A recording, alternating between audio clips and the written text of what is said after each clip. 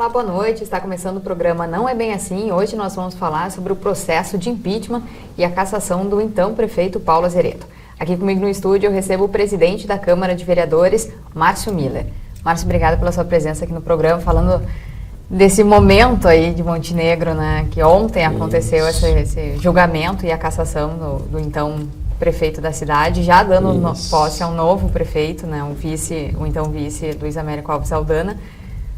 Como é que foi esse processo, Márcio? Como é que está sendo esse momento aqui na história de Montenegro? Bom, boa noite a todos. É importante participar desse programa pela primeira vez, eu acho que eu estou aqui participando desse programa. Bem-vindo, né? E, bom, esse processo de impeachment, ele nasce devido a uma denúncia formulada por qualquer cidadão, que existe uma previsão no Decreto-Lei 201 de 1967, qualquer cidadão eleitor, havendo alguma irregularidade na administração pública, né, seja a nível federal, seja a nível estadual, seja a nível municipal, pode ingressar com uma denúncia perante o Poder Legislativo. E então o Poder Legislativo recebe a denúncia, coloca em votação em plenário, o plenário recebe ou rejeita a denúncia, né? Nesse caso, o cidadão foi o Luiz Henrique Soares de Mello, que é um representante comercial. Ele ingressou com a segunda denúncia, já no ano passado ele havia ingressado com uma, referente a uma irregularidade que foi cometida no início do governo, em 2013, referente à readmissão de um funcionário público que trabalhou na campanha do prefeito que foi cassado, Paulo Azeredo.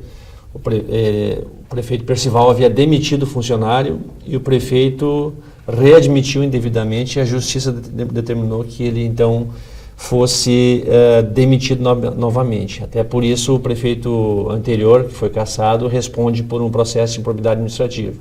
Então, referente a esse fato, o cidadão ingressou no ano passado com um pedido de impeachment, só que a Câmara não acatou a denúncia, né, porque preliminarmente já tem que colocar em votação para ver se recebe a denúncia ou não. Naquele momento foi rejeitada e foi arquivada, porque não houveram votos suficientes. São necessários para receber a denúncia 2/3 de votos, isto é, 7 votos, porque a Câmara é composta por 10 vereadores. E esse ano o cidadão, então, deu essa celeuma toda aí, de implantação da ciclofaixa, representação nossa perante o Ministério Público, 3 ações do Ministério Público, sendo uma contra o município e contra o prefeito para a paralisação da obra da ciclofaixa, e para que o prefeito não fizesse nenhuma alteração no sistema viário sob pagamento de multa de R$100 mil se continuasse a fazer obras ali na ciclofaixa. E qualquer alteração no sistema viário também uma multa de R$50 mil e responder por crime de desobediência.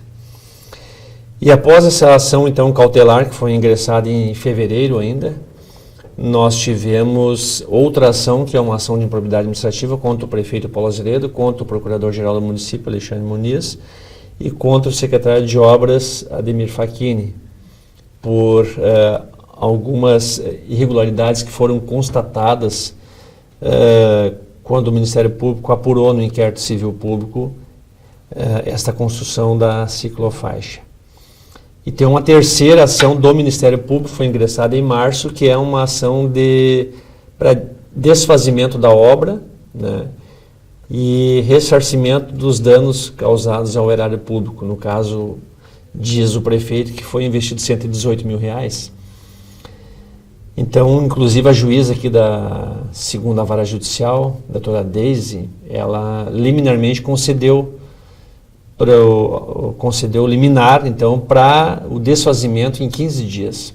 E a Prefeitura conseguiu suspender essa decisão mediante um agravo, até vai ser julgado daqui a uns dias, esse agravo em Porto Alegre, onde, se não prover o agravo, a Prefeitura, o município terá que efetivamente desmanchar a ciclofaixa. Eu acredito 99% de chance que vai acontecer isso. E referente, então, isso são ações judiciais que tramitam, referente a essa ciclofaixa. E a ação política que tramitou e culminou na cassação do prefeito Paulo Azeredo é o pedido de impeachment, que ingressou então no final de fevereiro, mediante uma denúncia protocolada pelo cidadão Luiz Henrique, eleitor de Montenegro, que foi aceita a denúncia, foi colocada em votação lá no início, foi aceita a denúncia por 2/3 de votos, 7 votos, e a partir de então foi composta a comissão processante, que é composta por 3 vereadores escolhidos entre os 10. Foi composta então pelo vereador Gustavo Zanata, que é do PP, do vereador Renato Cranz, do PMDB, e do vereador Ivaldo da Silva, que é do PDT, respeitando a proporcionalidade entre os partidos, entre as bancadas, que é uma previsão constitucional que existe e que tem que haver a proporcionalidade na composição das comissões. Qual foi o papel dessa comissão processante? Então, o papel da comissão processante é justamente a apuração dos fatos levados ao conhecimento dos vereadores através da denúncia. Então, a denúncia, ela imputava 7 fatos que considerava irregulares, e esses 7 fatos foram apurados, né? E durante o processamento dessa denúncia, né, pela comissão processante, o que aconteceu foi diversas oitivas de testemunhas, juntada de documentos, tudo foi apurado, né? Foi observado todos os princípios legais, constitucionais de devido processo legal, princípio da ampla defesa, do contraditório, para que o prefeito não fosse prejudicado em nenhum momento, como não foi efetivamente, tendo em vista que a comissão processante desenvolveu seu trabalho do início ao fim e não houve nenhum mandado de segurança que fizesse interromper os trabalhos, né? Os mandados de segurança que houveram foram 3 até o final, aliás, foram 2 até o final e 1 depois do final dos trabalhos que não obtiveram êxito perante a justiça comum. Então, chegou ao fim do dia 20 de maio, quarta-feira, esse processo de impeachment. Teve uma audiência, né? Teve uma audiência que foi lido o parecer final, que opinou pela cassação do prefeito referente a 5 pontos e referente a 2 pontos, 2 fatos, o parecer foi pela absolvição do senhor prefeito municipal. Então, recebendo esse relatório, esse parecer final, cabia a mim, conforme previsto no decreto 201/67, marcar a sessão de julgamento, né? Então, como todos sabem, deu aquela celeuma de procura o prefeito, não acha o prefeito, procura o prefeito, não acha o prefeito está aqui, prefeito está lá, prefeito está trabalhando lá não sei aonde, não sei aonde, mas na verdade ele deveria vir para ser intimado, né? Porque sabia que nós estávamos atrás dele. Então, o servidor foi logo após que foi me entregue o relatório, eu marquei a sessão de julgamento para sexta-feira, às 9 horas, e imediatamente foi expedido mandado de intimação para o prefeito, na quarta ainda. Então, na quarta, o servidor foi lá na prefeitura, não encontrou o prefeito, foi na casa do prefeito, não encontrou. Aí chegou na quinta-feira, cedo também foi lá na prefeitura, e como tem que ser intimado o prefeito 24 horas antes do acontecimento, da sessão de julgamento, passou das 9 horas de quinta-feira, eu fui obrigado a suspender a sessão de sexta e marcar uma nova data, no caso marquei para segunda-feira, né, às 9 horas.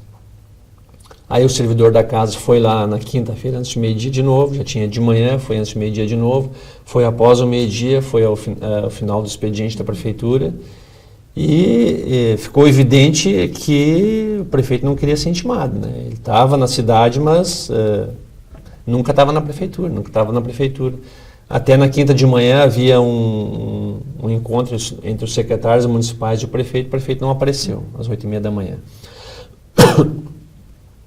Então, qual é a solução, né? A solução é buscar subsídios legais para fazer a intimação. No caso, nós temos o decreto-lei, e o decreto-lei, no momento que não tem previsão legal, no caso de não encontrar a pessoa a ser intimada, então nós buscamos subsídio no Código de Processo Penal, que remeteu ao Código de Processo Civil, que são 2 leis complementares federais, códigos, né? O Código de Processo Penal, o Código de Processo Civil, que dizem que no momento que o prefeito ou qualquer cidadão que está sendo procurado para ser intimado pela justiça, por exemplo, que tem uma evidência que ele está se ocultando para não ser intimado, deve ser realizada a intimação por hora certa. Então foi isso que aconteceu. O servidor fez uma certidão e colocou lá para a secretária-geral que às 8 horas do dia seguinte, na sexta, realizaria a intimação do prefeito, e que ele estivesse lá, sob pena de ser considerado intimado. E às 8 horas de sexta-feira, então, chegou lá para fazer a intimação, o prefeito não compareceu, né? Mas sempre dizia que estava na cidade, mas não compareceu. Né? Será que se ele estava na cidade, se ele estava na prefeitura, né? E será que não disseram para ele que às 8 horas ele tinha que estar lá? Claro que sabia, evidente que sabia. Então foi uma manobra dele que não deu resultado positivo, né? Tanto é que no final de semana eles entraram com mandado de segurança, alegando isso, que o prefeito não estava intimado, só que ele deu entrevista em rádio, deu entrevista em televisão, ele deu entrevista na imprensa local, estadual, né? Inclusive na Rádio Gaúcha, dizendo que compareceria com todas as letras à sessão de julgamento na segunda-feira.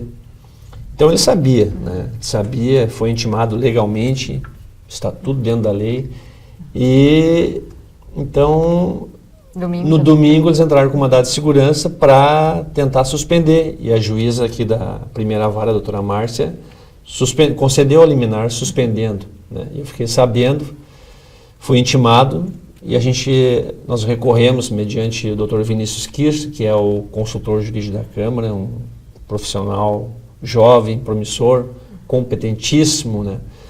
Nas lidas jurídicas, recorreu mediante um agravo, interposição de um agravo, que é o nome do recurso, ao plantão do Tribunal de Justiça em Porto Alegre. Levamos o recurso lá, chegamos lá, era 11h30 da noite, e durante a madrugada, às 3h30 da manhã, recebi uma ligação, então, do plantão do Tribunal de Justiça, que havia sido cassada a liminar e estava mantido, então, a sessão de julgamento na sexta-feira, na segunda-feira. Márcio, eu vou te interromper agora, vamos deixar para o segundo bloco, falar um pouquinho sobre essa sessão, como foi ontem pela manhã, né? A gente já volta.